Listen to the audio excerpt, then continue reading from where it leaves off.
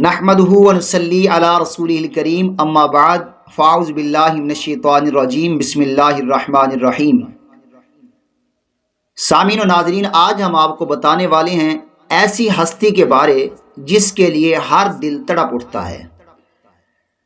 हज़रत अली करमल्लाहु वजहुल करीम।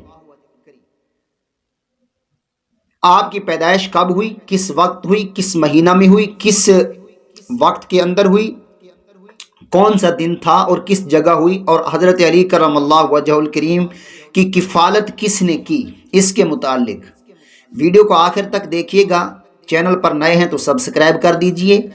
हमारी ऐसी वीडियो आपके मोबाइल पर बर वक्त आपको मिलती रहें।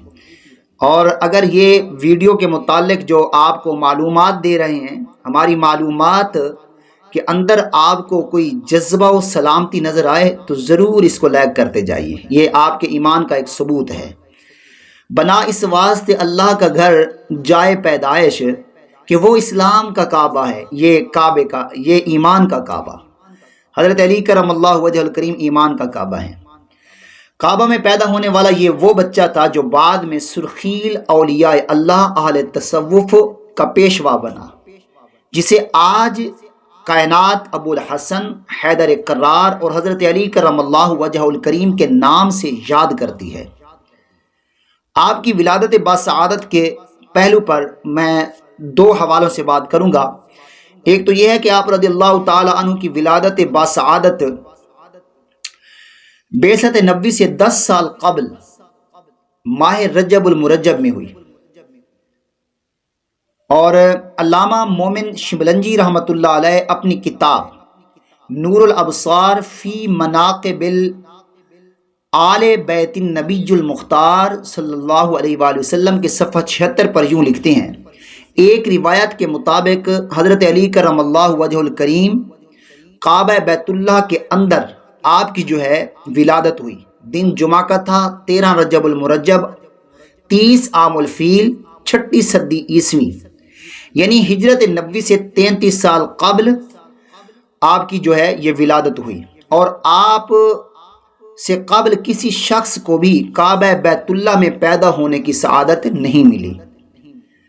जिस वक्त हुजूर नबी मुकर्रम सल्लल्लाहु अलैहि वसल्लम के दामाद हज़रत अली करमल्लाहु वजहुल करीम की विलादत बासआदत हुई तो आपकी वालदा हज़रत फ़ातिमा बिन्त असद ने आपको हुजूर नबी करीम सल्लल्लाहु अलैहि वसल्लम की खिदमत में पेश किया। तो आका नामदार सल्लल्लाहु अलैहि वसल्लम ने इस नौ मौलूद को अली के नाम से मौसूम फरमाया और अपने लुआब दहन से घुट्टी से भी नवाजा। कितनी खुशनसीबी है कि हज़रत अली करमल्लाहु वजहुल करीम की ज़बान अतहर में फिर अतहर लुआब दहन जो है ये नसीब हुआ। आज हमारे बच्चे को अगर कोई एक सूफ़ी बासफ़ा घुट्टी लगा दे तो हम नाज करते हैं कि फ़लाँ आलिम साहब और फ़लाँ बाअमल सूफ़ी ने हमारे बच्चे की ज़बान के अंदर जो है ना घुट्टी रखी, तो हम बहुत खुश होते हैं। तो ये तो आका अलैहिस्सलातु वस्सलाम इमामुल अंबिया हज़रत अली करमल्लाहु वजहुल करीम की ज़बान अतहर पर जब अपना लुआब दहन लगाया होगा वो घड़ी कैसी होगी। हज़रत अली रज़ियल्लाहु ताला अन्हु की वालदा माजिदा फ़ातिमा बिन्त असद फरमाती हैं, जिस वक्त मेरे इस बच्चे की पैदाइश हुई तो हुजूर सल्लल्लाहु अलैहि वसल्लम ने इसका इस्म अली रखा, इसके मुंह में लुआब दहन डाला और अपनी ज़बान मुबारक इस बच्चे के मुंह में रखी। वो चूसता चूसता सो गया। हज़रत फ़ातिमा बिन्त असद कहती हैं, फिर दूसरे दिन हमने एक दाई का एहतिमाम किया ताकि इनको दूध पिलाए, तो हज़रत अली ने उनका दूध नोश नहीं किया और ना ही किसी और औरत का। आखिरकार आका अलैहिस्सलातु वस्सलाम ने अपनी ज़बान अतहर इनके मुंह में रखी तो वो चूसते चूसते सो गए। फिर एक अरसा तक यही मामूल रहा। सुभान अल्लाह अज़्ज़ वजल।